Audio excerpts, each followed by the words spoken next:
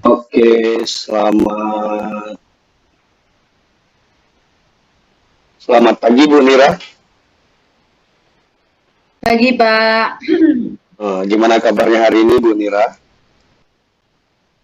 Alhamdulillah baik, Pak. Kemarin katanya Ibu Nira itu mau melakukan coaching sama Bu Sri. Iya, Betul ya? Oke, iya, gimana? Pak. Gimana nanti persiapan Ibu untuk melakukan coaching dengan Bu Sri? Persiapan saya sudah menyiapkan beberapa kompetensi inti, Pak, untuk coaching ini. Yang pertama yaitu presence, kehadiran penuh. Yang kedua, mendengarkan aktif. Yang ketiga, mengajukan pertanyaan bobot. Dan yang keempat, mendengarkan dengan rasa atau mindfulness. Oh ya, seperti itu. Ya di Iya. proses coaching juga memang seperti itu. Langkah-langkahnya harus ada memiliki 4 kompetensi inti. Oke, dari keempat kompetensi inti yang Ibu sebutkan tadi, kira-kira mana nih yang Ibu akan menjadi indikatornya untuk melakukan coaching dengan Ibu Sri nanti? Kompetensi mana yang Ibu akan pilih? Kalau dari keempat tadi yang ingin saya prioritaskan atau saya utamakan itu, Pak, mendengarkan dengan rasa atau mindfulness. Seperti itu. Jadi ada 2 nanti kompetensi inti yang Ibu akan laksanakan ya. Iya, Oke. ada Ya Bu. Oke. fokusnya di mendengarkan dengan rasa, Pak, ditambah dengan presence tadi itu. Oke, fokusnya mendengarkan dengan rasa gitu, seperti itu. Baik, silakan Ibu Nira untuk melakukan coaching dengan Ibu Sri. Oh iya, Pak. Terima kasih, Pak. Sama-sama, Bu.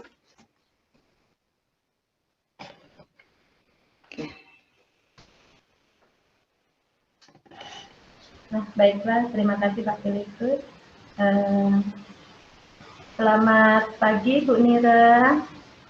Pagi, Bu. Mohon maaf Bu, Ibu ada waktu kah pagi ini? Ya, apa ya, Bu? Insya Allah ada waktunya, Bu. Saya Bu rasa mau curhat dengan Ibu. Ada unek-unek yang ingin saya sampaikan Bu. Oh iya, kalau mau curhat silakan ke ruangan saya ya, Bu ya. Biar kita Baik, Bu. bicaranya. Ya. Bu, saya ke ruangan Ibu sekarang ya. Ibu ada di tempat kan? Boleh? Iya, boleh. Silakan, Bu. Permisi Bu Nira, saya masuk ya Bu. Ya, silakan. Silakan duduk, Bu. Baik, terima kasih Bu. Bu Nira, saya Bu Ya. rasa ada unek-unek. Memang apa unek-uneknya, Bu? Boleh di Gini Bu, ini tentang pembelajaran saya di kelas Bu. Nah, saya tuh mau membicarakan hal itu dengan Ibu. Memangnya ada masalah apa ya, Bu, di kelasnya?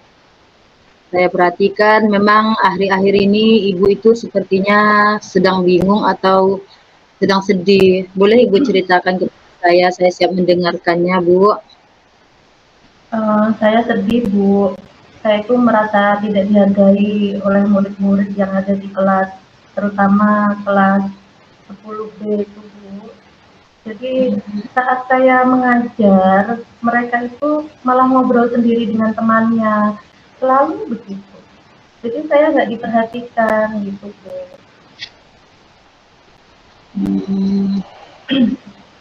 Jadi ada siswa kelas 10 itu ya Bu ya yang tidak mendengarkan Ibu. Iya Bu. Kira-kira penyebabnya mereka itu tidak mendengarkan penjelasan Ibu menurut penglihatan Ibu atau menurut yang Ibu alami itu? Saya juga masih mencari-cari Bu. Kira-kira mereka melakukan hal itu tuh karena apa gitu.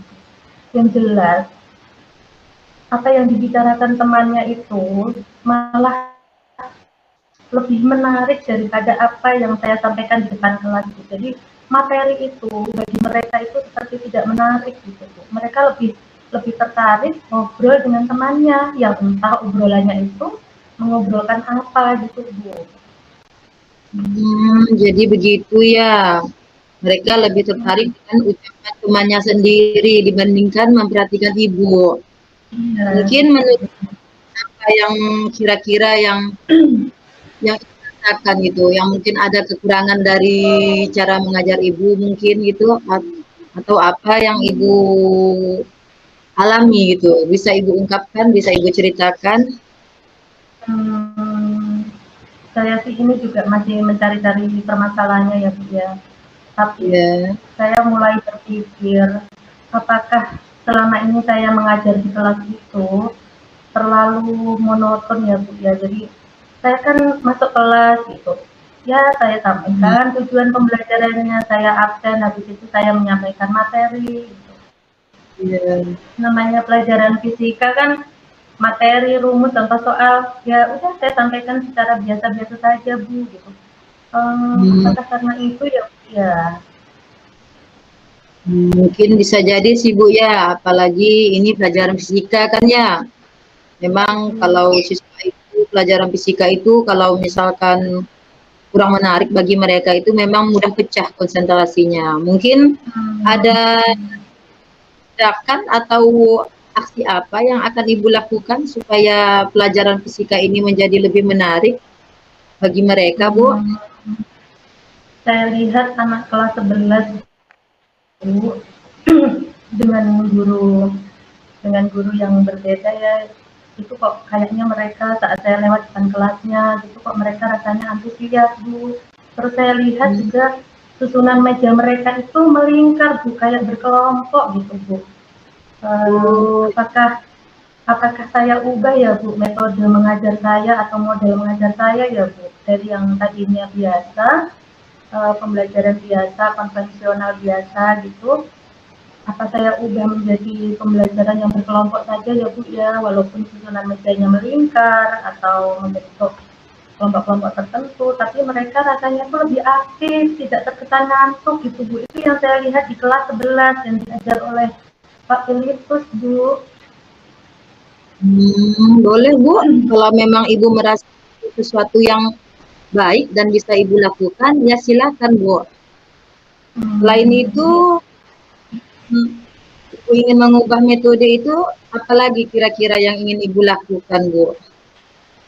Ya, mungkin saya akan merubah selain model mengajar gitu ya Bu ya, metode, kemudian saya juga nanti mungkin akan untuk dapat itu ya Bu ya, berbagai macam metode variasinya itu kan saya harus banyak bertanya dengan teman-teman ya Bu ya. Mungkin saya nanti akan menanyakan dengan teman sejawat kira-kira model atau metode apa yang bisa saya pakai itu Bu. Ya, jadi nanti Ibu terapkan itu, misalkan dengan mengubah metode dan menanyakan kepada rekan sejawat ya Bu ya. Selain itu Bu, apalagi ya Bu Ibu lakukan Bu? Nanti selain saya bertanya dengan teman sejawat di sekolah, misalnya saya bertanya dengan Pak Filipus selaku guru yang sudah bisa mengaktifkan kelas, saya juga nanti mungkin akan lebih aktif Bu menghadiri MGMP gitu. Jadi dengan MGMP mungkin saya lebih banyak mendapatkan masukan atau ide untuk bisa mengaktifkan kelas saya. Gitu. Ya, jadi ada 3 tindakan ya Bu ya yang akan Ibu lakukan. Yang pertama mengubah metode mengajar Ibu, yang kedua menanyakan kepada rekan sejawat, dan yang ketiga itu akan lebih aktif untuk ikut MGMP.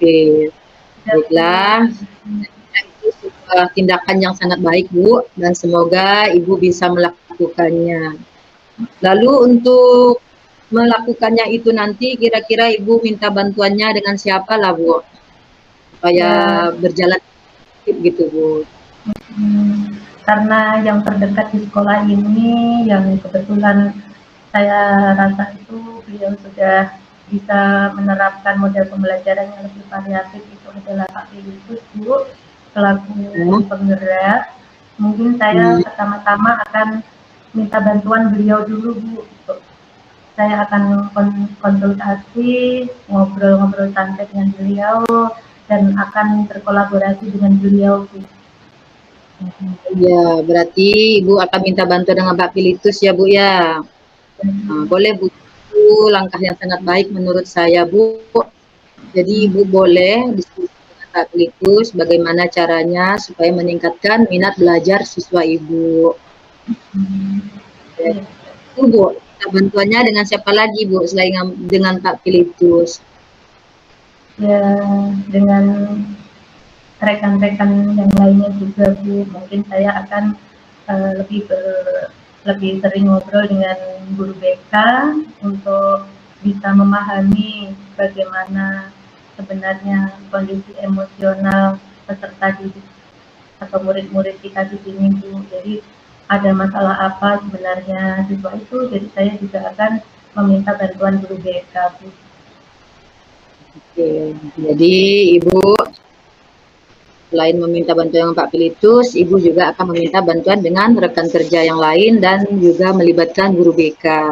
Ya, Oke, saya rasa Ibu sudah mendapatkan suatu solusi ya Bu ya dari masalah Ibu. Kira-kira setelah pembicaraan kita ini apa yang Ibu rasakan Bu? Saya merasa agak lega, Bu. Jadi yang tadinya saya itu merasa tidak berarti ya, Bu ya. Saya merasa tidak menarik sama sekali bagi siswa. Sekarang saya agak sedikit optimis, Bu. Mungkin saja bukan saya yang tidak menarik ya, Bu ya, tapi yang tidak menarik sebenarnya adalah model dan metode saya mengajar. Mungkin juga mereka itu sebenarnya punya masalah yang harus mereka bicarakan karena ada dekat dengan saya, makanya mereka lebih suka membicarakan dengan temannya atau dengan guru BK seperti itu. Jadi intinya saya merasa lega, Bu. Oke, berarti Ibu sudah mendapatkan solusi dan Ibu sudah merasa lega. Baiklah, saya kira sekian saja dari saya ya Bu ya. Untuk masalah Ibu, saya rasa Ibu sudah tahu apa yang akan Ibu lakukan dan saya yakin Ibu bisa melakukannya. Tetap semangat ya Bu ya. Jangan pantang menyerah. Terima kasih loh Bu Nir, Ibu sudah mau mendengarkan curhatan saya ini. Semoga Ibu tidak bosan mendengar keluhan saya gitu Bu, demi anak-anak kita, Bu. Ya, insya Allah Bu, saya tidak akan pernah merasa keberatan mendengarkan curhat Ibu. Dan Ibu juga jangan segan ya Bu ya, kalau misalkan ada masalah apa-apa, silakan saja langsung hubungi saya Bu. Saya siap membantu Ibu. Terima kasih Bu Nir. Bu, mungkin Ibu ada agenda di jam ini. Bu, saya mohon izin permisi dulu ya Bu. Iya Bu. Silakan Bu. Sekali lagi terima kasih ya Bu ya, dan Assalamualaikum. Waalaikumsalam warahmatullahi wabarakatuh. Oke, silakan Bu. Oke, Bu Nira sama Bu Sri, bagus sekali proses coachingnya. Ibu Sri sebagai coachingnya sudah menyampaikan permasalahannya kepada coachnya, dan Bu Nira sebagai coachnya sudah memberikan sudah melakukan tugasnya sebagai coach dengan baik sekali pada kesempatan ini. Baik Bu Nira sama Bu Sri, untuk Bu Nira, tadi Bu Nira dalam melakukan coaching ini memberikan akan menampilkan atau memberikan kompetensi yang ingin dikembangkan dalam proses coachingnya. Tadi Bu Nira menyebutkan kalau dalam proses coaching ini akan menampilkan atau memberikan kompetensi kehadiran penuh juga sudah bagus pada kesempatan ini pada proses coaching. Habis itu memberikan pertanyaan berbobot juga sudah saya perhatikan. Dan sebagai pendengar aktif juga sudah Ibu Nira lakukan juga. Dan yang paling menonjol saya lihat di sini adalah kehadiran penuh Bu Mira sebagai coachnya, dan Bu Sri sebagai coachnya itu sudah melakukan menyampaikan permasalahannya sesuai dengan alur Tirta yang Bu Mira pertanyakan. Seperti itu. Bagus sekali proses coaching kita hari ini. Baik, untuk kedepannya setelah melakukan coaching ini, semoga apa yang menjadi permasalahan Bu Sri akan bisa segera diatasi atau segera diperbaiki metode pembelajarannya atas bantuan Ibu Mira sebagai coach tadi. Dan akhirnya untuk proses coaching kita hari ini saya akhiri sampai di sini. Selamat pagi untuk kita semuanya. Pagi, Pak. Selamat pagi Pak Telitus, terima kasih Pak.